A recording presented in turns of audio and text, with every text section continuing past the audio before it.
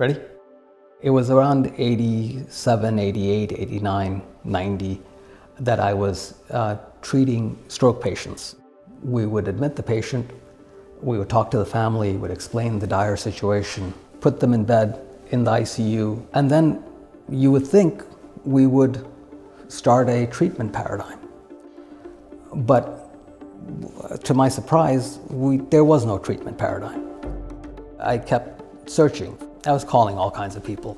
It was a Friday. I think we had 8 o'clock reservations for a dinner with my good friend Adam. And then he proceeded to want to talk about ideas and thoughts around medical devices that he had. I was a practicing lawyer. I didn't know what an aneurysm was. So I was kind of interested for about 10 or 15 minutes. I said, hey, no problem. We'll just start a company and make this product. It's not that hard. I wasn't intending to do that. So I call him the next day. So Adam, I'm starting the company. I need some help. So very, very reluctantly, I think it was the Museum of Modern Art, little cafeteria, and literally on a napkin, we sketched out what became the business plan for Smart Therapeutics.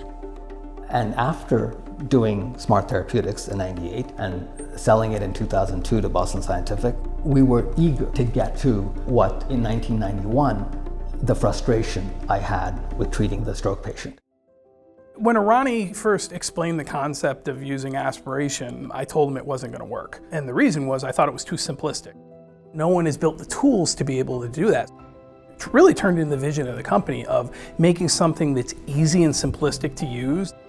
So it was like, yeah, sure, let's do acute stroke. It's hard, but how hard can it be? So when I first started, there was really nothing going on in acute large vessel occlusion stroke treatment. We could drip TPA through a microcatheter. We had no mechanical devices available that worked, and we had no process in place for rapidly getting the patient from the emergency room to the angio suite. And the problem with stroke is, if you don't get the artery open quickly, the patients, they may die, but there's a large group of stroke patients that if they don't recover, they're severely disabled for the rest of their lives.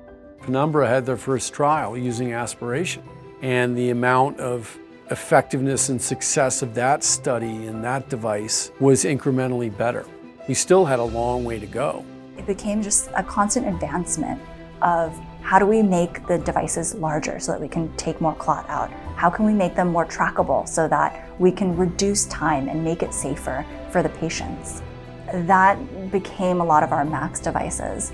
From our Max devices, we grew into our ACE series, which really took that next step in terms of trackability.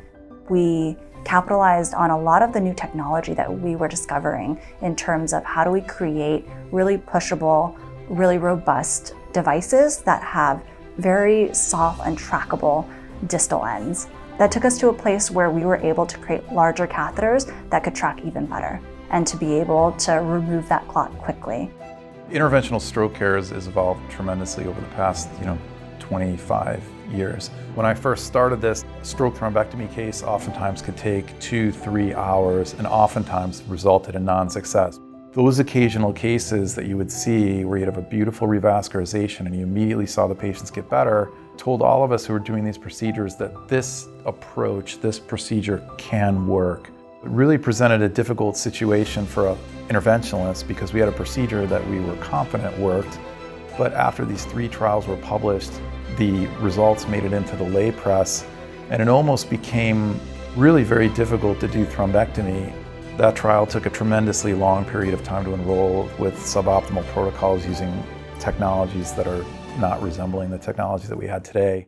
Fortunately, in 2015, Mr. Clean was published, and then shortly after there, a number of other trials were published that all unambiguously, overwhelmingly demonstrated that thrombectomy was not only safe, but effective. And so then that led to a movement towards aspiration.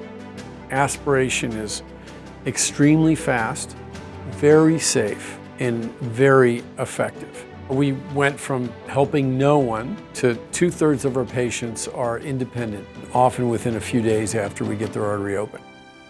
When you're doing something that's never been done before, you don't know how it goes. So you have to have a real appreciation of that uncertainty. We started with this idea of, can we get clot out of the brain? Now we expanded to, can we get clot out of any vascular bed in the body? And we've been on that journey for almost 20 years. I remember thinking, like, if you could go into some kind of field as a physician and even a couple times in your career do a case where you saw somebody who was so desperately ill that could an hour and a half later be completely back to normal.